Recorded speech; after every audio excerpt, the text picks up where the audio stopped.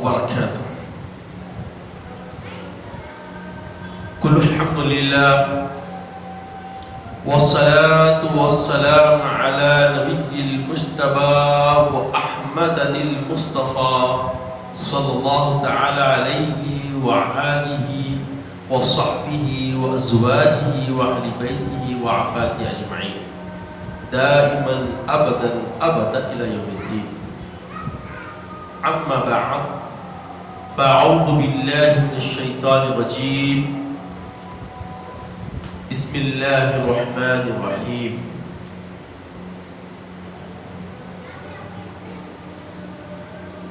أنت مولانا فانصرنا على القوم الكافرين. صدق الله العظيم وصدق رسوله النبي الأمين الكريم لمن الشاهدين والشاكرين. تمام تعریف مالک حقیقی وحدہ لا شریک کے لیے سزاوار ہے، جو کل جہانوں کا مالک و ملجا ہے، جو ہر مصیبت زدہ کا ناصر و مددگار ہے، جس کا کوئی ہمسر نہیں، جو اپنی ذات میں یکتا و تنہا ہے، کوئی اس کے مثل و مانند نہیں، وہ اپنی ذات میں اکیلا ہے، نہ وہ کسی سے جنا گیا ہے نہ اس سے کوئی جنا گیا ہے، وہ ہر عیوب سے پاک اور مبرہ ہے۔ میں گواہی دیتا ہوں کہ نہیں ہے کوئی معبود برحق لائق عبادت سوائے اللہ جل مجدہ کی ذات کے، اور میں یہ بھی گواہی دیتا ہوں کہ محمد عربی صلی اللہ تعالی علیہ وآلہ وسلم اللہ کے بندے اور خاص رسول ہے۔ صلاۃ و سلام نازل ہو ہمارے آقا نامدار حضور تاجدار محمد علیہ وسلم پر، آپ کی آل پر، آپ کے اصحاب، بزرگان دین، برادران اسلام۔ اللہ سبحانہ و تعالی ارشاد فرماتے ہیں، طریقہ نہج منہج کہ بندہ خود اس کی ذات کو کیسا منوائے، کیسا راضی کرے، کیسا اس سے استعانت طلب کرے، مدد طلب کرے، سوال کرنے کا انداز کیا ہونا چاہیے، کس طریقے سے سوال کیا جائے، اور کس نحس سے اللہ تعالیٰ کی بارگاہ میں استفسار رکھا جائے۔ پروردگار عالم ایک طویل آیت کریمہ ہے، میں نے چھوٹا سا اس میں سے ایک ٹکڑے کو میں نے اپنا موضوع بحث بنایا، اور میں رب اور عبد میں اگر کوئی وصف کا تذکرہ آتا ہے تو وہ ایک جیسا نہیں ہوتا، ہم مثل نہیں ہوتا، مراد مختلف ہوتی ہے، مدعا مختلف ہوتا ہے۔ انشاءاللہ آج ہم وہی سمجھنے کی کوشش کریں۔ آیت کریمہ میں نے جو ٹکڑا پڑھا ہے اس میں رب سے بندہ استفسار کرا کہ مولا ہمارا ناصر بن جا، مددگار بن جا، ہمارا آقا بن جا، مولا بن جا۔ کن کے مقابلے میں، کن کے لیے یہ اللہ سے استفسار کر رہا ہے کہ ہم کو کامیاب فرما، فانصرنا علی القوم الکافرین۔ جو منکران دین ہیں، جو منکران وحدت ہیں، ان پر ہم کو کامیابی کے لیے ہماری مدد فرما، اور تو ہمارا آقا بن جا، مولا بن جا، مددگار بن جا۔ تو یہاں جو معنی ہے، یہاں جو بنیادی معنی ہے، یہاں پر الہ سے استفسار ہو رہا ہے، رب وحدہ لا شریک سے سوال کیا جا رہا ہے۔ کہ تو ہی ہمارا ناصر و مددگار ہے، تو ہمارا مولانا ہے، ہمیں امید اور آس صرف تجھ سے ہے اور تو ہماری مدد فرما۔ اب اکثر لوگ اہل علم کو بھی مولانا لکھتے ہیں، یہ مولانا کا کیا مطلب؟ اور یہاں اللہ تعالیٰ کی ذات کو بھی مولانا بولتے ہیں، ہے نا؟ اللہ تعالیٰ خود اپنی ذات کو اپنے کلام کے ذریعے بندوں کے تصور میں لا رہا ہے کہ مولانا ہے، اللہ کیا ہے؟ مولانا ہے۔ تو یہ مولانا سے مراد کیا ہے؟ اللہ کی ذات۔ اور یہاں جو ہم عام لوگوں کو مولانا بولتے ہیں، یہ مولانا کس اعتبار سے ہے؟ اس کی تشریحات میں مختلف لوگوں نے مختلف باتیں کی۔ یہ دونوں معنی بالکل ایک ادنا ہے تو ایک اتنا عرفہ و اعلیٰ ہے کہ اس کی عرفانیت کے لیے، اس کی پہچان کے لیے، اس کی معرفت کے لیے خود مولانا کا مولانا ہونا ضروری ہے۔ بات سمجھے؟ یہ ظاہری علوم رکھنے والے مولانا کی حقیقت سے آشنا نہیں کروا سکتے۔ اس مولا کی مولانگی کو سمجھنے کے لیے مولانا سے پرے عارف ہونا ضروری ہے۔ جب تک کہ عرفانیت وحدت کا علم نہ ہو تو مولانا کے علم سے، مولانا کی عرفانیت سے کوئی پردے اٹھانے کی کوشش نہیں کر سکتا۔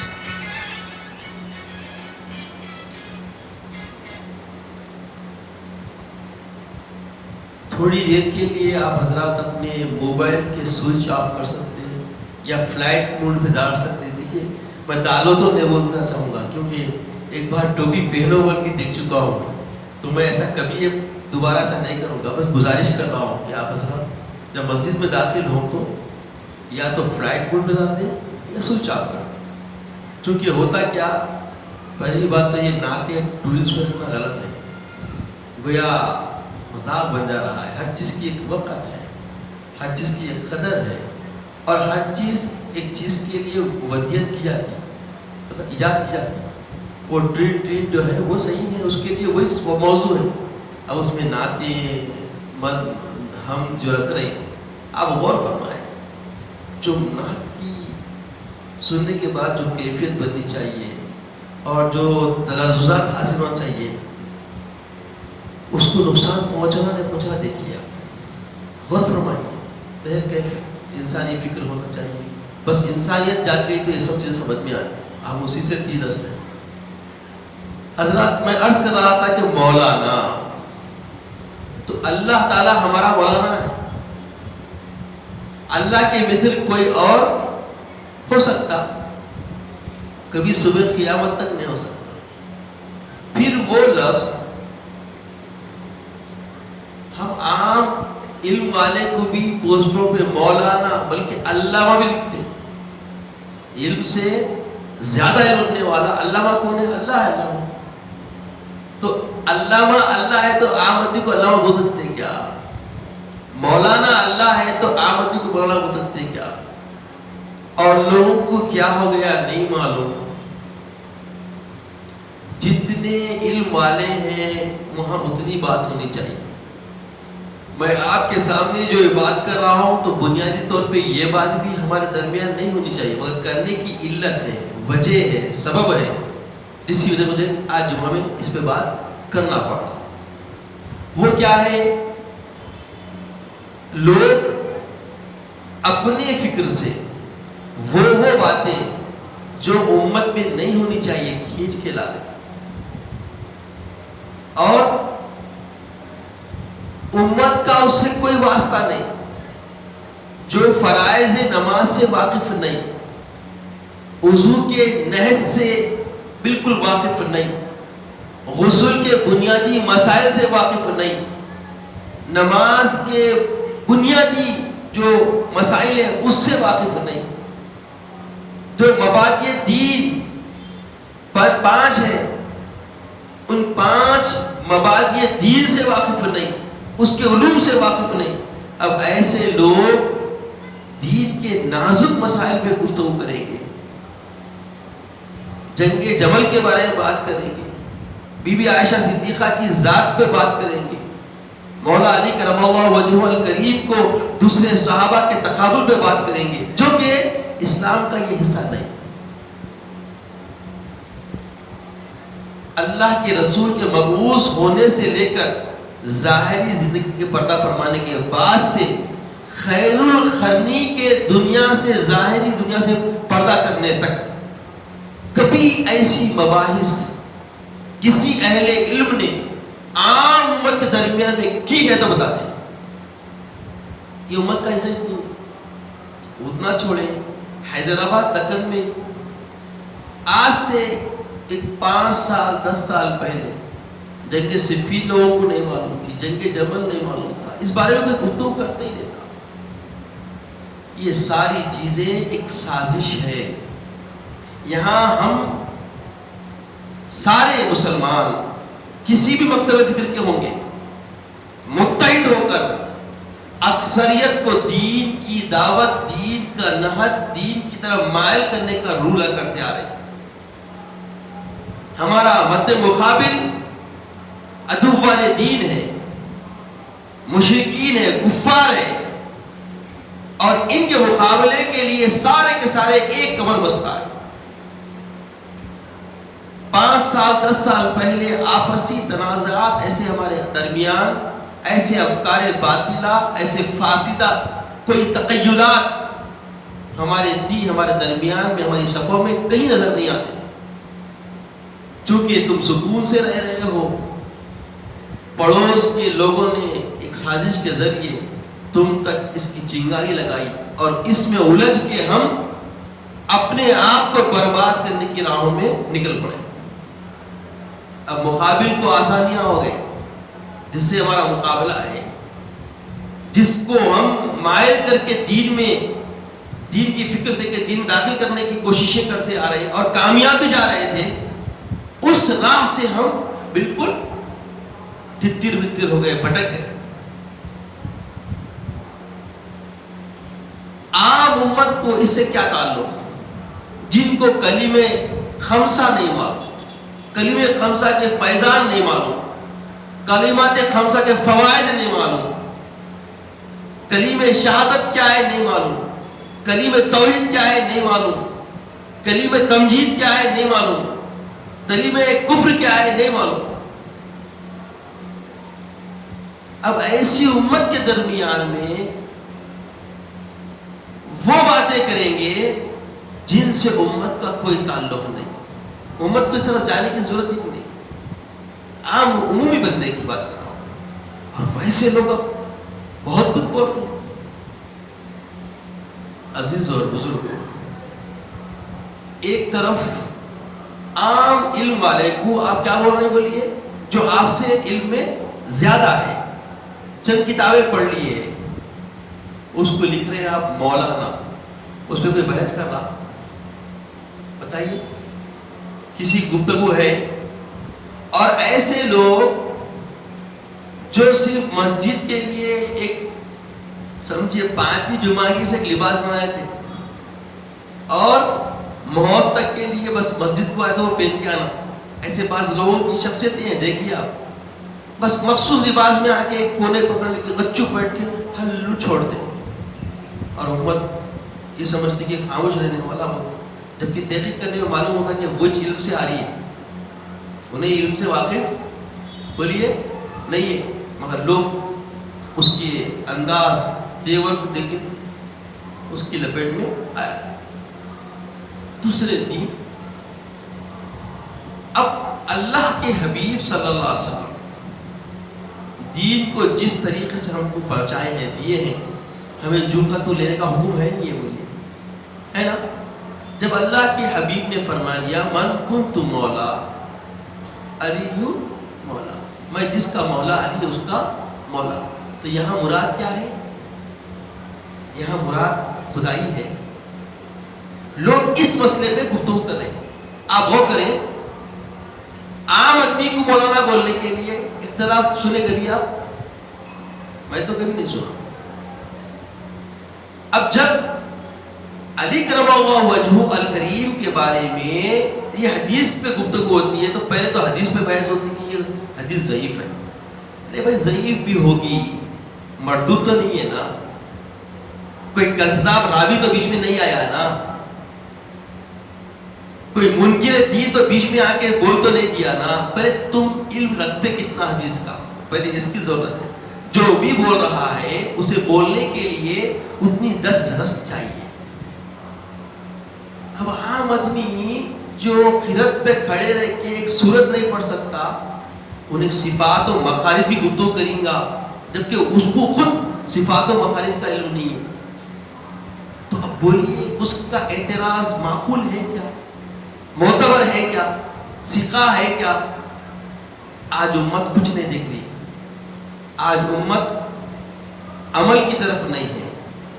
آج امت اپنے آپ کو سیچنے سنبھالنے کی طرف رغبت رکھنے والی نہیں ہے. یہ الزام نہیں ہے، یہ حقیقت ہے. آج اپنے آپ کو سچا بندہ خدا بنانے کے لیے اور توحید کے علم سے آراستہ ہونے کے لیے تیار کرنے کے لیے تیار نہیں. آپ کو معلوم علی کرم اللہ وجہہ الکریم کون ہے؟ جن کے بارے میں خود بی بی عائشہ صدیقہ رضی اللہ تعالی عنہا فرماتی ہے ما نظرت العالم العلی فی صحابہ رضوان اللہ علیہ وسلم. علی سے زیادہ علم والا میں نے کسی کو صحابہ رسول اللہ نے دیکھا. نہ صرف اتنا بلکہ ایک صحابی نے کہہ دیا کہ العلی عالم ظاہرا و باطنا. علی ایک ایسے ہیں ہمارے درمیان میں جن کو ظاہر کا علم بھی ہے اور باطن کا علم بھی. کسی صحابی کے بارے میں ایسی حدیث اگر ہے تو بتاؤ جن کے بارے میں، ان کے علم کے بارے میں یہ کہا جا رہا ہو کہ یہ ظاہر کا علم بھی رکھتے ہیں اور باطن کا علم بھی رکھتے ہیں. اللہ کے رسول کے بعد اگر کسی نے اس بات کا جملہ، اس جملے کو اس نے استعمال کیا، سلونی، مجھ سے سوال کرو، انا آتیتکم، میں تم کو جواب دوں گا، قیامت تک کے ہر مسئلے کا جواب دوں گا. اور قرآن کی ہر آیت کے بارے میں کہ وہ کب کہاں پر نازل ہوئی، پہاڑوں میں نازل ہوئی یا صحرا میں نازل ہوئی، رات میں نازل ہوئی، دن میں نازل ہوگی، اس کا شان نزول میں بتاؤں گا. کسی صحابی نے دعویٰ کیا ہے تو بتائیں. اب ایسے شخص کو جب خود نبی رحمت جن کی ذات کو اللہ نے فرما دیا وَمَا أَتَاكُمُ الرَّسُولُ فَخُذُوهُ وَمَا نَهَاكُمْ عَنْهُ فَانْتَهُوا. یہ قید کلیہ ہے، فرمان خدا کا یہ قید کلیہ ہے. آقا اللہ تعالیٰ فرماتا ہے کہ تم کو میرا نبی جیسے فرمان دے دیے ہیں ان فرمان کو جھک کے تم اختیار کرو، اور جن منیات سے منع فرما دیا، حکم فرما دیا، جسے رکنے کا حکم فرما دیا، اس سے باز آ جاؤ. وَمَا نَهَاكُمْ عَنْهُ فَانْتَهُوا. جسے منع کرتے ہیں فوری ترک کر دو، چھوڑ دو. تو اللہ کے حبیب نے جب فرما دیا من كنت مولاه علی مولا، میں جس کا مولا علی اس کا مولا، تو اب محمد عربی کو مولا مانتے نہیں مانتے؟ قرآن بول رہا کہ اللہ رؤوف رحیم ہے، اور اللہ تعالیٰ خود فرمایا کہ میرا حبیب بھی تمہارا رؤوف رحیم. مگر یاد رکھیے وہ ربوبیت کا معاملہ ہے، یہ رب کی عطا کا معاملہ ہے. تو اب پتا چلا کچھ مولائی عطائی ہوتی ہے رب کی اور کچھ اختیاری ہوتی ہے. خدا کے اختیار میں کوئی ہم مثل نہیں ہو سکتا، مگر خدا کی عطا میں اس کا کوئی ثانی نہیں ہو سکتا. سمجھے؟ خدا نے کسی کو تصرف دے دیا، کرامت والا بنا دیا، تو یہ کرامت اللہ کی عطا ہے، اور عطا کی وجہ سے وہ سب سے ممتاز ہوتا ہے، اس کے مثل دوسرا نہیں ہو سکتا. مگر یہ خدا کے مثل بھی کبھی نہیں ہو سکتا. یہ بات سمجھے. عام آدمی علم والا ہو گیا تو اس کے علم کو عام آدمی دیکھتا کہ مجھ سے زیادہ علم والا ہے، مولانا لکھ دیتا ہے، کیونکہ یہ مجھ سے زیادہ جاننے والا ہے. اس کا مطلب یہی ہے اب ساری مخلوق کے مقابلے میں جو رب مولانا ہے، وہ رب کی مولانگی پر کوئی ہم مثل صبح قیامت تک نہیں ہو سکتا. اس کے جیسا ناصر و مددگار نہیں ہو سکتا. وہ اختیار کل والا ہے. وَهُوَ عَلَى كُلِّ شَيْءٍ قدیر ہے. کون ہے وَهُوَ عَلَى كُلِّ شَيْءٍ قدیر؟ بتائیے اب سوائے اس کوئی اور ہو سکتا؟ صبح قیامت تک کوئی نہیں ہو سکتا. تو مولا علی مثل خدا نہیں ہے، مگر مولا علی کا کوئی امت میں ثانی بھی نہیں ہے. اس کا مطلب سیدنا ابوبکر مولا علی کے جیسے نہیں ہے. بات ایسی ہو رہی کیا؟ جب آقا نے فرما دیا تو ابوبکر صدیق رضی اللہ تعالی عنہ جو بعد النبیین افضل الناس کا درجہ رکھتے ہیں، یقیناً آپ کے مثل مولا علی نہیں ہے، مگر علی کو مولا آپ نے بھی مانا ہے. عمر فاروق کے مثل کوئی نہیں ہے، مگر عمر فاروق نے بھی علی کو مولا مانا ہے. یہ زمانہ تم کون ہوتے ہو اس بارے میں گفتگو کر کے امت میں پچھڑا پیدا کرو. یاد رکھیں، جس طرح خلفائے راشدین خلیفہ ہوئے ہیں، اسی طرح ان کے درجوں کو امت مسلمہ نے مان لیا ہے، اور قیامت تک یہ ان کے درجات میں کوئی کسی قسم کی کمی پیشی لانے کی کوشش نہ کرے، اور یہ ہو ہی نہیں سکتا.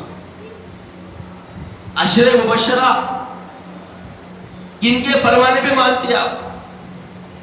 یہ خوشخبری جنت کی جو صحابہ کو دی گئی ہے، ان کو جنتی دائمی مانتے نہیں مانتے؟ تو یہ عقیدہ آپ کا کس نے دیا؟ یہ خوشخبری کس نے دی؟ اسی نے تو دی جس نے مولا علی کو مولا کہا، امت کا مولا قرار دیا. تبھی تو سب عشر مبشرہ آئے. اس پہ کوئی دوسری بات کرنے کی گنجائش رتی برابر بھی نہیں رہتی کہ مولا علی کو مولا علی نہ کہا جائے، ان کو رب سے جوڑا جائے. یاد رکھیے وہ عبد خدا ہے، اور خلفائے راشدین میں سے، عشر مبشرہ میں سے ہیں.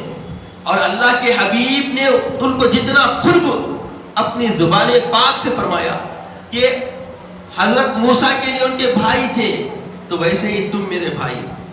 اب بولیے، منظار وجہ علی هو العبادہ، جو علی کی چہرے کو تکتا رہے وہ بھی عبادت ہے. تو حضرت سیدنا عمر فاروق، ابوبکر صدیق رضی اللہ عنہ کی ذات کی اگر آپ سیرت دیکھیں گے ان کی، تو کثرت سے وہ مولا علی کو تکتے تھے. ان کے تکنے کے انداز کو پوچھا بی بی عائشہ نے کہ بابا جان آپ کیوں علی کو تکتے رہتے؟ تو بولے آقا نے فرمایا کہ علی کے چہرے کو تکنا بھی عبادت ہے. ارے یہ تعلیم ہے بھائی. بڑا اسی وقت بڑا ہوتا ہے جب دوسرے کے درجے کا اکرام اس کے اندر ہوتا ہے. یہ آج کے ہمارے جیسا نہیں کہ سامنے آ کے احمد بھائی باہر نکل کے احمد بھائی کھا گئے بول دی. سوچے زندگی کا کیسا وتیرہ ہے. کتنے کیسے کیسے ذہن کے لوگ ہمارے درمیان میں رہتے ہیں کہ سامنے ایک اکرام دیتے ہیں، ہٹ کے الزام دیتے ہیں. یہ فتنوں کا دور ہے، یہ ہو رہا ہے، سمجھ میں آ رہا. مگر اس زمانے میں جا کے وہاں پہ فتنے پیدا کریں گے، یہاں امت میں اس طور یہ ممکن نہیں. تو خدا را اپنے اپنے عقیدے کا تحفظ کیجئے، اپنے اپنے ایمان کا تحفظ کیجئے. عصر حاضر میں جو ہندوستان میں جو باتیں چل رہی ہے اس سے گریز کیجئے، اور حسب ثابت 10 سال پہلے والی جو کیفیت اہل سنت والجماعت کی حیدرآباد ہندوستان میں تھی اس کیفیت کو بحال کیجئے. ہمارا دشمن ہمارے ساتھ جو بھی معاملہ ہے جس سے ہم کو لڑنا ہے، وہ کس کی طرف لڑائی ہم کو کرنا ہے سمجھے. لڑائی کا مطلب کو تلوار نکال کے نکلنا نہیں ہے، بندوق لے کے چلنا نہیں ہے. اپنے اپنی کردار کی تطہیر کیجئے، اپنے آپ کو سچا مسلمان وفائے حبیب اللہ بنائیے. اللہ کے حبیب کی محبوبیت ہمارے کردار سے نظر آئے، جیسے معین الدین چشتی رحمۃ اللہ علیہ نے، خواجہ اجمیری رحمۃ اللہ تعالیٰ علیہ نے، محدث دکن رحمہ، محبوب اللہ رحمۃ اللہ تعالیٰ علیہ. یہ سارے اولیاء اللہ جس طریقے سے اپنے کردار دکھائے، ان کرداروں کی راہ پہ چلیے. یہی ہمارے رہنما اور رہبر ہیں. انہی کے طرز پہ ہمیں جینا ہے اور بولیے مرنا ہے. اللہ تعالیٰ سے دعا ہے کہ یا الہ العالمین ہمیں نیک توفیق عطا فرما، نیک ہدایت عطا فرما. عصر حاضر کے فتنوں سے مولا ہم سب کو محفوظ فرما. مولا ہمیں اسلاف کے طرز پہ جینے اور مرنے کی توفیق عطا فرما. اہل سنت والجماعت کی عقیدے سے ہمیں جڑے رہنے کی توفیق عطا فرما. ظاہری باطنی ہر اعتبار سے مخلص بن جائے. جیسے تو نے صحابہ کو زندگی کا قرینہ دیا مولا، اس قرینے پہ گامزن ہونے کی توفیق عطا فرما. عزت کے اسلام کی زندگی عطا فرما. خاتمہ بالخیر فرما. وقت نزا کریمت انجبا عطا فرما. حبیب پاک صلی اللہ علیہ وسلم کا دیدار عطا فرما. سبحان اللہ و بحمدہ، سبحان اللہ العظیم والحمد للہ.